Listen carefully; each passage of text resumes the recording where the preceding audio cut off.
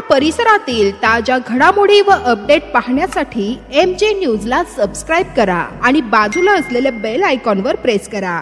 सदैव ताज्या बातम्यांसह जुळून रहा MJ न्यूज। राज्य निवडणुकांमध्ये आम्ही महाविकास आघाडीच्या माध्यमातून संपूर्ण ताकदीने उतरणार आहोत आणि हे पाहूनच सत्ताधाऱ्यांच्या पायाखालची वाळू सरकार लागली आणि ते वेगवेगळे खोटे नाटे गुन्हे दाखल करणं, काही आरोप करणं असे त्यांनी सुरू केलेले। नमस्कार, आपण पाहत आहोत MJ न्यूज। जाणून घेऊ परिसरातील काही विशेष घडामोडी। मी आपल्यासोबत दादाराव वाघ। जळगाव जिल्ह्यात जिल्हा परिषद, पंचायत समिती, नगरपालिका, नगर परिषद निवडणुकीची घोषणा 4 महिन्यात होण्याची शक्यता वर्तवली जात आहे। या पार्श्वभूमीवर राजकीय हालचालींना गती मिळाली असून आज जामनेर येथे महाविकास आघाडीने पत्रकार परिषद घेतली। पत्रकार परिषदेत महाविकास आघाडीचे नेते दिलीप गोडते यांनी सत्ताधारी पक्षावर, सत्ताधारी भाजपवर थेट टीका केली। ते म्हणाले, विरोधकांवर खोटे गुन्हे दाखल केले जात आहे, हे दबाव तंत्र आहे। सत्ताधाऱ्यांनी पायाखालची जमीन सरकली। त्यांनी जर जनतेचा विकास केला आहे तर सरळ सरळ निवडणूक का लढत नाही, असे सत्ताधारी पक्ष म्हणजे मंत्री गिरीश महाजन यांच्यावर ताशेरे ओढले आहेत। आम्ही मागील विधानसभा निवडणुकीत बोगस मतदारांमुळे पराभूत झालो। आता आम्ही न्यायालयीन लढाई लवकरच सुरू करू आणि बोगस मतदारांना जामनेरमधून हद्दपार करू। महाविकास आघाडीचे काँग्रेस नेते SD पाटील यांनी तर जामनेर शहरात होत असलेल्या विकास कामांचा उल्लेख करीत सत्ताधारी पक्षावर घणाघात केला। ते म्हणाले, शहरातील रस्त्यांची दुरवस्था देखील चर्चेचा विषय ठरली आहे। 6 महिन्यात 6 वेळा रस्ते खणून बनवले जात आहेत। रस्ता आता दुकानांच्या पातळीपेक्षा 2 फूट वर आहे। पावसात पाणी दुकानात शिरणार आणि व्यापाऱ्यांचे मोठे नुकसान होणार, असा घणाघात देखील त्यांनी या ठिकाणी सत्ताधारी पक्षावर केला आहे। खोडपे यांनी भाजप मंत्री गिरीश महाजन यांच्यावर नाव न घेता थेट निशाणा साधला आहे। शेतकऱ्यांनी कर्जमाफी मागू नये असे म्हणणे हे अमानुष आहे। हेच भाजपचे खऱ्या अर्थाने शेतकरी विरोधी रूप आहे, असा घणाघात त्यांनी या ठिकाणी मंत्री गिरीश महाजन यांच्यावर नाव न घेता केला। राजकीय रणधुमाळी सुरू झाली आहे। महाविकास आघाडीने आपली रणनीती स्पष्ट केली आहे आणि सत्ताधाऱ्यांकडून रोखठोक आरोप लावले आहेत। पुढे पाहूया सत्ताधारी पक्षाकडून या पत्रकार परिषदेवर काय भूमिका घेतली जाते। या टीकेला सत्ताधारी पक्ष काय उत्तर देतो हे पाहणे महत्त्वाचे ठरेल। पाहूया पुढील भागात महाविकास आघाडीच्या आरोपांवर सत्ताधारी पक्षाची प्रतिक्रिया काय आहे, हे लवकरच आपण जाणून घेऊ। या सर्व आरोपांवर भाजप काय म्हणते यासाठी पाहत राहा MJ न्यूज। जिल्हा परिषद, पंचायत समिती असेल, नगरपालिका असेल, नगरपंचायत असेल, या निवडणूक सुरू होण्यासंदर्भातला कारवाई सुरू झालेली आहे। लवकरच गणरचना होऊन या निवडणुकीला सुरुवात होईल। त्या अनुषंगाने महाविकास आघाडी एकत्रितपणे या निवडणुकीला या ठिकाणी आम्ही सामोरे जाणार आहोत। आज या ठिकाणी आपण जर बघितलं असेल, जामनेर तालुक्याच्या बाबतीत बोलायला झाल्यास अतिशय महाविकास आघाडीच्या माध्यमातून निवडणुकीला सामोरे जात असताना अतिशय चांगली परिस्थिती या ठिकाणी आम्हाला या ठिकाणी दिसते। शेतकरी असेल, तरुण बेरोजगार असतील, सर्वच या महायुती सरकारवरती अतिशय नाराज आहेत। तालुक्यामध्ये कुठलंच काम नाही, शेतकरी नाराज आहेत, तरुण बेरोजगार नाराज आहेत, त्यांच्यापुढे हाताला काम नाही। कुठलंही ठोस काम या ठिकाणी या तालुक्यात होताना या ठिकाणी दिसत नाही। तर गाजावाजा केला जातोय, सत्तेचा कुठेतरी दुरुपयोग होतोय, असं या ठिकाणी आमच्या लक्षात येत आहे। हे सर्व करत असताना आम्ही काँग्रेस असेल, राष्ट्रवादी असेल, शिवसेना असेल, हे तिघं पक्ष एकत्रित बसून या निवडणुकीला आम्ही सामोरे जाणार आहोत। जामनेर नगरपालिका असेल, शेंदूर नगरपंचायत असेल, जिल्हा पंचायत समिती असेल, या निवडणुकीच्या माध्यमातून जनतेला आम्ही आवाहन करणार आहोत की या खऱ्या अर्थानं जिल्हा परिषद, पंचायत समिती असेल, या माध्यमातून जनतेची विकास कामे या ठिकाणी होत असतात। परंतु आपण जर बघितलं असेल, पंचायत समितीच्या माध्यमातून घरकुल असतील, विहिरी असतील, अनेक शेतकऱ्याच्या योजना असतील, या खऱ्या अर्थानं तळागाळातील जनतेपर्यंत पोहोचत नाही।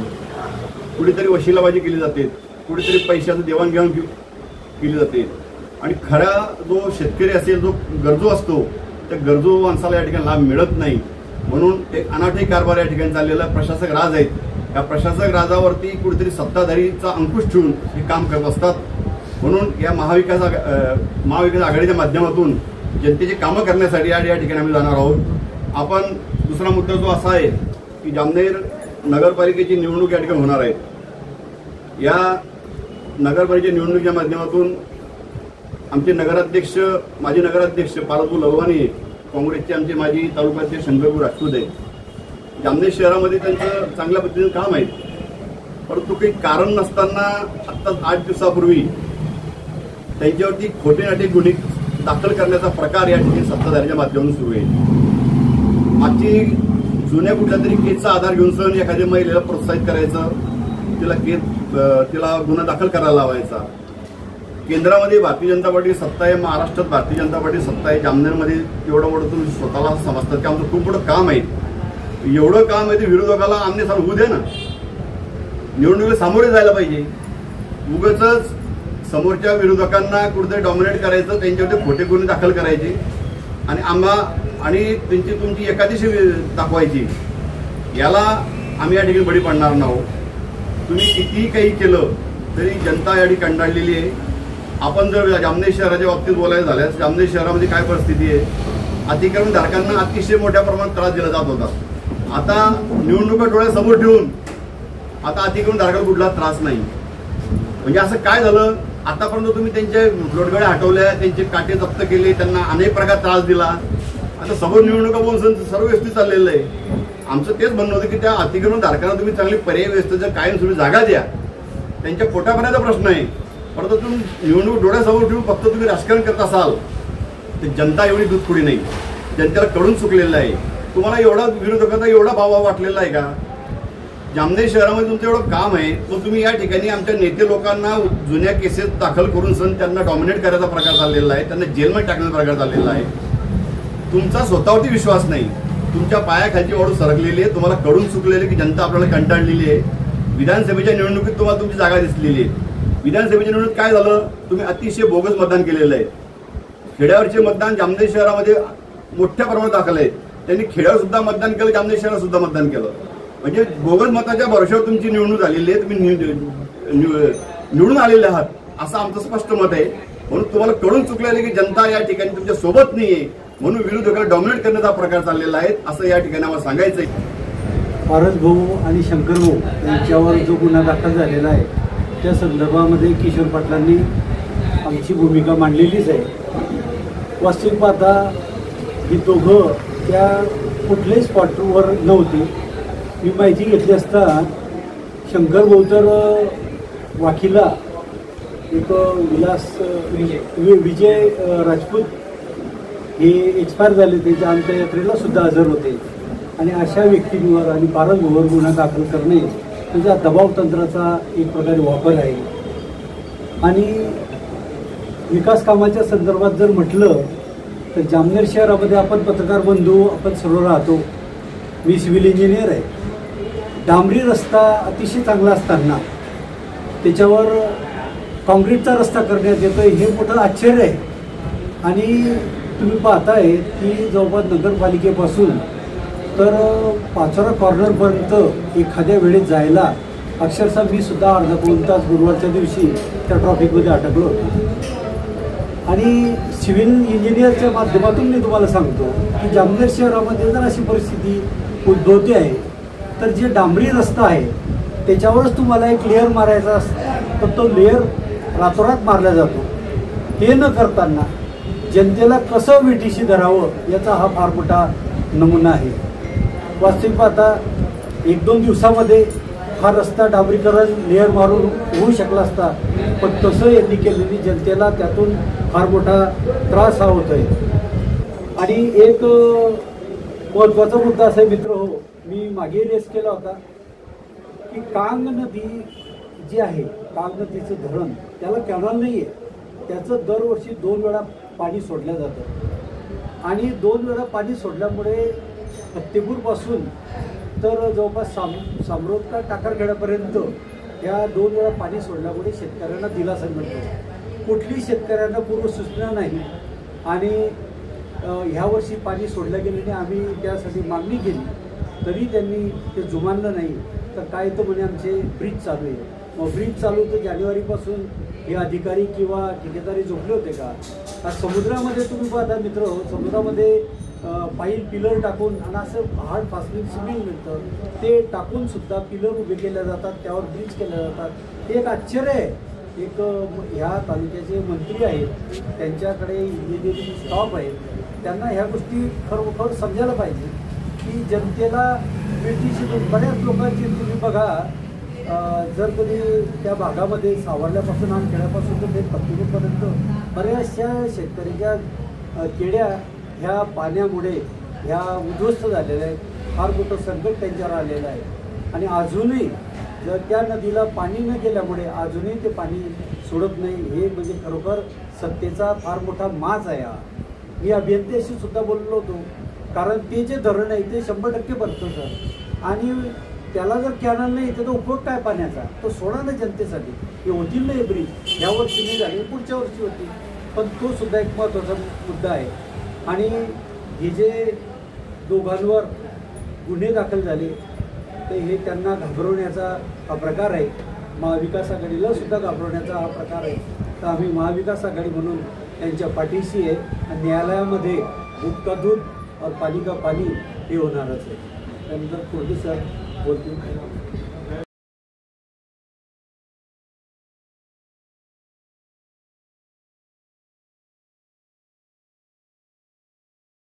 पत्रकार परिषदेत